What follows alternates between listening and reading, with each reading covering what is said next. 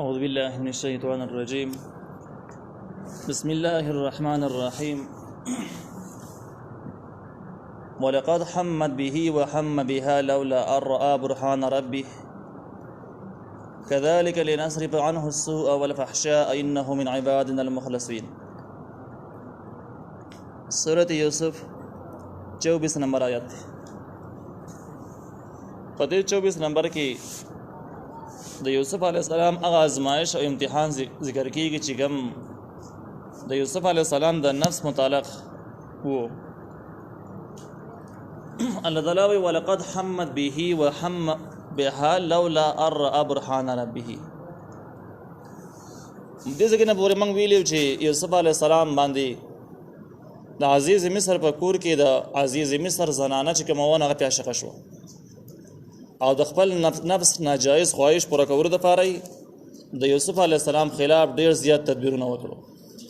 هغه تدبیرونو کې د دې عملی کردار هم شامل و چې ټول دروازې پسې بندې کړې. مخکې د هغې ذکر شوی دی. او د دې د خولې هغه تدبیرونه پکې هم شامل و چې په خوله باندې د یوسف علیه السلام ډیر تعریفونه وکړل چې په دې طریقه باندې یوسف علیه السلام بېلارې کړي. او د هغې تفصیلي جوابونه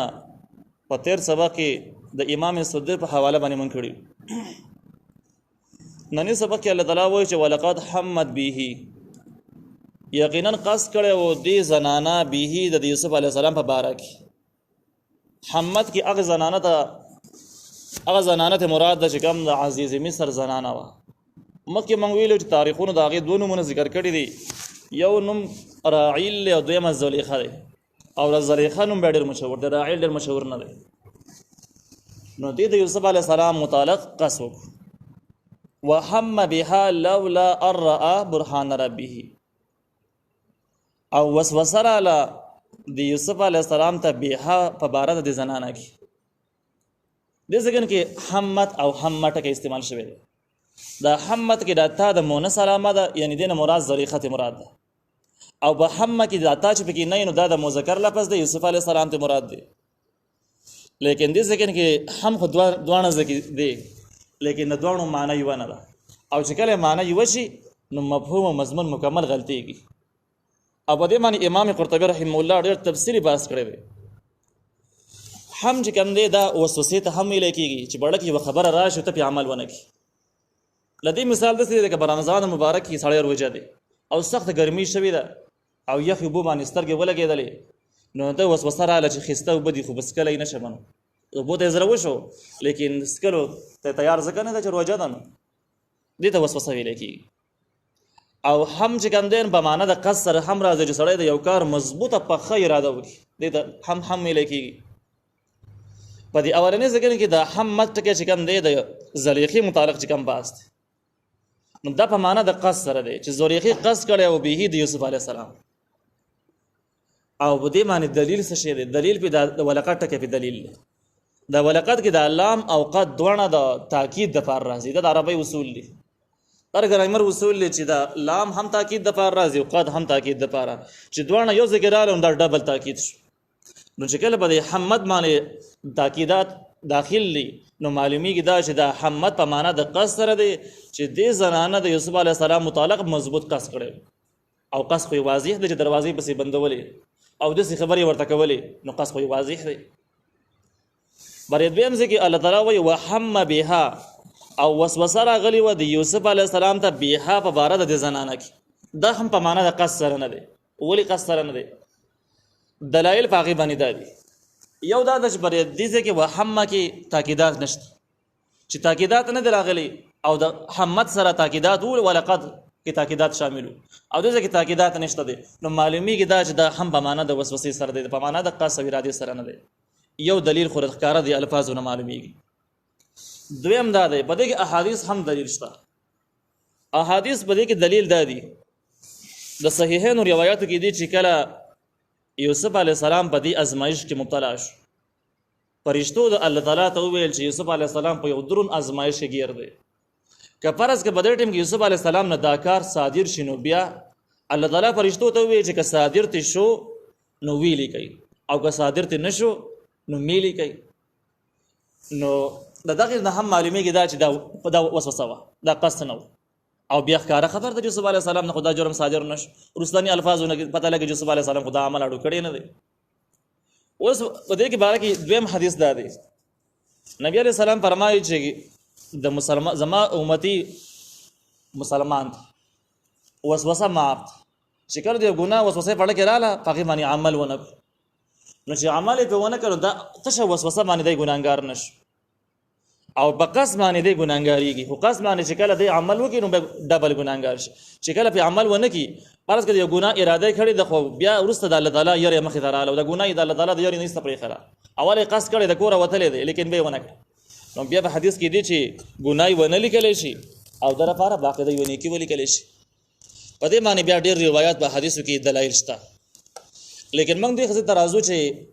وحمه کې د حم په معنا د وسوسې سره دی یو دغه روایات ته دی دلیل دی دویم د الفاظ دلیل دی چې تاکیدات پکې نشته دی او دریم مضبوطه خبره دا ده چې د اهل سنت والجماعت په ښه عقیده دا ده چې پیغمبران چې څومره دي دا د ګناهونو نه معصوم دي د ګناهونو نه د نبوت نه مخکې او د نبوت نه وروسته په دواړه حالاتو کې د ګناه کبیره او صغیره او دواړو نه محفوظ دي د دوی نه ګناهونه نه کېږي مطلب دا ده. په دې باندې عقلی دلایل هم شته او نقلی دلایل هم شته چې پیغمبران د ګناهونو نه پاکي. یو دا ده چې شیطان کله آدم علیه السلام ته سجده ونه کړه او لعنتي شو نو شیطان چې کوم الفاظ استعمال له کوم قسمونه خوړلي قرآن هغه نقل کړي دي چې شیطان قسمونه وخوړ په بعزتک استا په عزت مې دي قسمي چې دا انسانان ټول ګمراه کوم یو تی هم نه پرېږدم الا عبادک المخلصین مگر ستا منتخب کسان چې کوم دي مخلص په معنا د منتخب سره راځي ستا منتخب خلک چې دا د دعوت دپاره او دین د نشریاتو دپاره منتخب کړي دي چې هغه پیغمبران دي نو دغه کسانو باندې زما لاس نه رسي دا شیطان اقرار دی چې په دې زما لاس نه رسي. نبی علیہ السلام فرمایي چې د هر انسان باندې یو شیطان مسلط دی مسلسل انسان ته وسوسې وراچي. صحابه کرامو نبی علیہ السلام نه تپوس وکړه چې آیا په تا باندې هم مسلط دي تا سره هم شیطانان شته؟ نبی علیہ السلام ورته وایي او خو هغه الله تعالی زما تابع کړي دي ما ته د خیر وسوسې راچوي خو د شر وسوسې نشي راچولی. دې نه معلومیږي دا چې دا شیطانان په پیغمبرانو باندې لاس نه رسي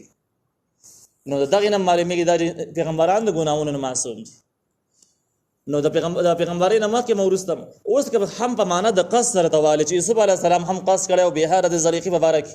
نو دا څه معنا کې راغله دا څه چې قصد یې کړی د زلیخې معنا خو دا د زنا قصد یې کړی او د زنا قصد کول د پیغمبر ته د دې نسبت کول د ګناه کبیره ده لویه ګناه ده او د پیغمبرانو دا ګناه صادریږي نو دا عقیده د اهل سنت والجماعت د مضبوطو عقیدو خلاف او تاسو ته وړاندې ما ویلو چې په دنیا کې څومره فرقې دي نو په دې کې نبی کریم صلی الله علیه وسلم ویلو چې هغه خلک په حق باندې دي چې ما انا به و اصحابي کم خلک چې کم لار باندې زه روان یم زما سنت او په کومه لاره باندې صحابه کرام دي نو دغه خلک په حق دي. دین علاوه څومره خلک دي د ګمراه او بې لارې خلک دي. نو د اهل سنت والجماعت یعنی د نبی علیه السلام را نقل شوی عقیده د صحابه کرام او تابعین او اجماعي عقیده دا ده چې پیغمبران د ګناهونو نه معصوم دي. نو موږ دا دویم هم په دې وجه هم په وسوسې په معنا سره واغستل چې د قصد په معنا سره نشو غسته بیا موږ د اسلام د اهل سنت والجماعت عقیده نه بار کیږو فرقه باطله کې په داخلي ګمراه کیږو نو کولی نشو چې د قصد په معنا سره واخلو. امام قرطبي رحمه الله په دې باندې د عربو اشعار د هغوی ویناګانې مقوله چې ورته ویل کېږي ډېر زیاتې په دې دلایلو کې په دې باندې دلایلو طور باندې پیش کړي دي ثبوت په طور باندې چې په عربو کې دا هم چې کوم دی په معنا د وسوسې سره هم راځي په معنا د قصد سره هم راځي. نو اوس دې ځکه چې کوم هم دی اولنی هم په معنا د قصد سره شو زلیخې قصد کړی او د یوسف علیه السلام څنګه چل کړی نو یوسف علیه السلام پړه کې وسوسه تېره شوه. کومه وسوسه؟ هغه وسوسه لکه موږ چې وایو طبعي وسوسه چې کوم شي ته ویل کېږي طبعي وسوسه داسې شی دی تاسو ته د هغې مثال ما وویل لکه سړی روژه دی او ډېر زیات تږی شوی د ګرمۍ موسم دی د یخ اوبو په خوا باندې راغی پړه کې تېرې شوه چې ښې اوبه دي څکلی ښه فایده کوي خو دا ده چې څکلی نشم نو دې ته طبعي وسوسه وایي. نو بیا امام قرطبي رحمه الله وایي چې د یوسف علیه السلام پړه کې طبعي وسوسه موجود وه. ولې موجود وه؟ ځکه د یوسف علیه السلام ځواني او دغه محفوظ کور د زلیخې د دومره ترتیبات دا دې خبرې دلیل چې طبعي وسوسه د لرله لیکن قصد بالکل یوسف علیه السلام کې موجود نه و او ولې موجود نه و هغې ټول وجوهات وړاندې موږ ویل چې پیغمبران د ګناهونو نه معصوم دي شیطان په دې باندې دې ته وسوسه اډو ورچولی نه شي شیطان په خپله باندې اقرار کوي چې په مخلصو بندګانو باندې زما لاس نه رسیږي نو په دې وجه باندې ګمراه کولی خو نه شو خو وسوسه یې لرله. دې ځکه کې د ځینې علماو رائے ده خاص کر احسن کلام دا لیکلي دي چې وهم بها لولا ار برهان ربه وای دا هم په معنا د وسوسه سره ماخله په معنا د قص سره واخله او دا به دې جمله ده چې لولا ار برهان ربه دا جمله تر مخ کې ده او دا وهم بها دا اثر کې ورسته ده نو وای د شوا چې کله یوسف علی السلام سره د الله تعالی دلایل موجود نه وي د زنا د حرمتو نو وهم بها قص به کړي وي نو دا معنا دا مضمون سمون خوري دا ټیک دي چې یوسف علی السلام څخه شرعي دلایل موجود نه وي الله تعالی طرف نه تعلیمات نه موجود چې زنا ګناه ده او حرام ده نو بیا به قص کړي د ښکارا خبره ده چې دا هغه علم د نبوت د علم په وجه باندې خو یوسف علی السلام قص ونه کو خو دغه د نبوت علم سره نه موجود نو بیا به قص کړي دا مضمون بیخي واضح دی او ټیک مضمون دی په دې کې څه بحث نشته لیکن دا قسم تعبیرات چې کوم دي د ګرامر د اصول خلاف دي چې وحمد بها دا مخکې دا ورسته کړی شي او لولا ار برهان ربه دا را مخکې شي نو د ګرامر په اصولو کې دا سمون نخري معنی سمون خوري معنی ټیک راځي لیکن د ګرامر سره سمون نشته دی نو په دې وجه باندې دا تعبیر ټیک نه راځي دا صحیح تعبیر نشو تعبیر کم صحیح شو اولنې تعبیر صحیح شو چې زلیخی قصد کړي وو یوسف علی السلام په ذهن کې طبيعي وسوسه تیر شوله لیکن پاګې باندې عمل ونه کو ولی لولا ار برهان ربه الله تعالی علم ورکړه د علم په بنیاد باندې قصد نه ونه الله تعالی وی لولا ار برهان ربه کنه ویل لیدل دلیل د خپل رب نو بده جرم کې بخته شوی وي اوس دا د چې کله دا اولانې تعبیر چې کوم دا واقعستل شي دا ځکه نه لکه کافي غونډه کې ګران دي بده کې تحقیق لک سیوا دي چې داسې وایي چې ولقد حمد به وهم بها د زلیخی قصد د یوسف علی السلام کړه او یوسف علی السلام پړه کې وسوسه دیره شو او بیا باغې باندې عمل ونه کو نو ورسره دی لولا ار برهان ربه بس څنګه معنا کې دی بس معنا شي دا بس سره څنګه لګي بیا خبره شي چې یوسف علی السلام پړه کې وسوسه دیره شو لیکن کدا الله تعالی دلیل لیدل نه وي نو بیا بس چل شوی وي پته نه لګي نو تفسیر معرفت القرآن وایي چې لولا ار برهان ربه دا جمله شرطیه ده چې یوسف علی السلام د الله تعالی دلیل لیدل نه وي نو سجل بشوي وي جزای پټه ده هغه نه د ذکر شوی چې بدی مصیبت کې بخته شوی وي هغه جمله ذکر نه ده هغه د ذکر نه پخواله معلومه ده نو وی لولا ار برهان ربه د مخکینی جملو سره تعلق نشته ده وهم بها سره تعلق نشته ده بلکې د دې معنی دا ده چې یوسف علی السلام د الله تعالی دلایل نه ویل دي نو بیا په دې ګناه کې اخته کېده لیکن یوسف علی السلام ته الله تعالی دلایل موجود او په ګناه کې اخته کېدل ممکن نشو د سیمانش او کفارس کا دا اولنې سره وهم بها سره ولګي چې یوسف علی السلام به هم قصد کړي وي یوسف علی السلام قصد کړي د زلیخی کچرته کې نه ویل دلیل د خپل رب د مفسرین یو تعبیر دی نو بیا دې ځکه کې نقصانات د یوسف علی السلام قصد کړي او دغه نه بعد دلایل ورید دغه نه بعد ریو شو دا معنی صحیح نه ده ځکه صحیح نه ده چې مخکې موږ ویل چې یوسف علی السلام تعالی د نبوت علم ورک واتیناه او ولما بلغ اشده هر کله چې د ځوانه د ورسید نو پیغمبري علم ورکو چې پیغمبري علم ورکو نو دا خبره سره به سمون نه خوري اوس دې خبره ترازو چې لولا ار برهان ربه د الله تعالی دلیل وریدو نو په دې وجه باندې بګونا کې قاطع نخته نش هغه طبيعي وسوسه ختم کړل او بګونا کې اخته نش دې ترازو چې د الله تعالی کم دلیل دی قران او حدیث د باره کې اس نه دی ویلي دومره معلومه ده چې یو دلیل د رب ولیدو او د هغه رب دلیل نه د وجه نه په دې ګناه کې د ګناه نه بچ په ګناه کې اخته نش نه حدیث په دې کې چې دلیل دی او نه قران دی باره کې څه ویل دي بیا د مفسرین او اقوال بده کې مختلف نقل دي یو پکې دا دی چې د برهان نه مراد نبوت د یوسف علی السلام دی چې یوسف علی السلام ته الله تعالی د وحی په ذریعہ باندې د پیغمبري په دې سبقونو کې خودلیو چې زنا حرام ده لکه څنګه چې قران هم ذکر کړی دی چې ولا تقربوا الزنا زنا ځکه ته باندې ذکر کړي داسې په تمام شریعتونو کې زنا حرام و هغه د نبوت د علم د وجنه یوسف علی السلام په جرم کې اخته نش دا مانم صحیح سمون خوري دویم قول چې کوم دی امام قرطبی رحمه الله نقل کړی دی او تفسیر ابن کثیر هم په دې باندې بحث کړی دی هغه دا دی چې یوسف علی السلام چې کله د کوټه کې راګیر شو نو الله تعالی د یوسف علی السلام ته د یعقوب علی السلام صورت خودو او یعقوب علی السلام ګوته په غاخونو کې نیولې و او داسې زجر په انداز باندې یوسف علی السلام ته قتل چې ګوره ځان ټینګ امتحان دي دروند دي چې خطا نشي چې څنګه پلار باندې سترګې ولګېدلې دا امام قرطبی ذکر کړی دی او تفسیر ابن کثیر ډېر مستند حوالو سره نو وای دا غي نورسته یوسف علی السلام کې غیرت راتېش او زریخې ته ویل چې دا کارونه او کول د خو ډیر زیات جرم دی د خو بالکل کولونه دي. دریم قول چې کوم دی هغه دا دی چې یوسف علی السلام چې کله د کوټه کې راګیر یو غټ بوت پروت نو د زلیخې ورمنډه کې بده بوت باندې یو غټه پرده ورواچو ول بوت یې پټ. یوسف علی السلام ته ویل دا څه مطلب دی څه مطلب دی ویل دا زمونږ رب دی. زلیخې وته دا زمونږ رب دی او زمونږ په دې مذهب کې د بت پرستانو په دې مذهب کې هم زنا حرام ده نو زه دې رب نه شرمېږم دې د مخه زنا نشم کولای نو دا مې پټ کو چې نه مینه. یوسف علی السلام ورته وای ښا ته په دې ګټه باندې پرده واچول او چې ما ونه او پټ کو لیکن زمونږ د رب د چې دغه بستر کو پرده نه چول کېږي دغه نه څوک پټې دی نش نو زه به هغه رب نه څنګه شرمېږم او دغه نه څنګه مال حیا ناراضي او زه څنګه په دې جرم کې اخته شم دا کار زه نشم کولای. نو یوسف علی السلام غیرت وینور راتېش او اخیرنه قول پکې دا دی چې یوسف علی السلام پورته وکتل نو چې پورته وکتل نو په دې چت باندې لیکو د کور په دې چت باندې لیکو چې ولا تقربوا الزنا زنا ته منځ دی. یوسف علی السلام ول دا خو بيخي شرعي خبره ده چې زنا ته نږدې کېدل لا جرم دی نو په دې وجه باندې ریوس شو او څوک دا وایي چې الله تعالی وته دا پردې کولا کړلې عرش ولیدو او په عرش باندې لیکل چې ولا تقربوا الزنا. امام ابن کثیر رحم الله وایي د قرآنی نصوص د قرآنی آیاتونه دومره معلومیږي چې یو دلیل لیدل دی پاتې شو د کم دلیل لیدل دی د مفسرین د اقوال تاسو ته ویل نو دا ټول اقوال په خپل ځای باندې سمون خوري ار یو دلیل چې لیدل دی خو یو دلیل لیدل دی لیکن یو خبره باندې کله کېدل چې دلیل لیدل دی دا بل دلیل نه لیدل دا ټیک نه ده ځکه چې نه څنګه موږ سره په اثبات باندې دلیل شته د سیمو سره په نفي باندې دلیل نشته چې دا دلیل دا لیدل دی نه لیدل دې باندې موږ سره دلیل نشته نو لہذا ممکن ده چې دا ټول دلایل لیدلي ممکن ده چې په دې کې ځنې لیدلي خو موږ سره په هغه باندې هیڅ علم شته نه.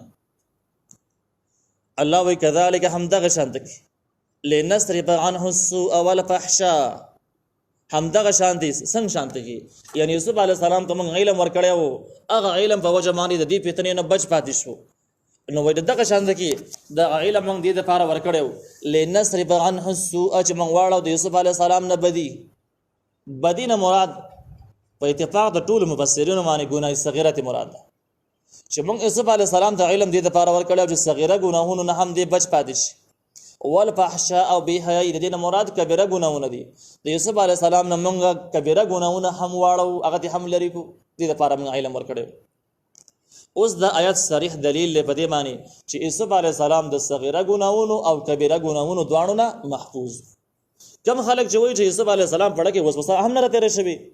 او وسوسه وی ګناه ده نو هغه په غلطه بدی دي چې په دې کې صریح روایت موجود دي چې کم وسوسه پړه کې تیر شي دا انسانان ته معاف ابدي من انسان ماخوذ نه شي کله وته د قصد مقام ورکې اراده وکړي د ګناه په نیت باندې کور نه وځي بیا دې ګناهګار شي نو وسوسه خو سړي بده پاکي الله تعالی انسان نسی نو هغه نو صغیره ګناه ده نه کبیره ګناه شو او عمل خو دا تاسو ولیدو نو الله تعالی وی کذالک هم دغه شانت کې لنصرف عنه السوء دې د پاره چې منغواړو د یوسف علی السلام نه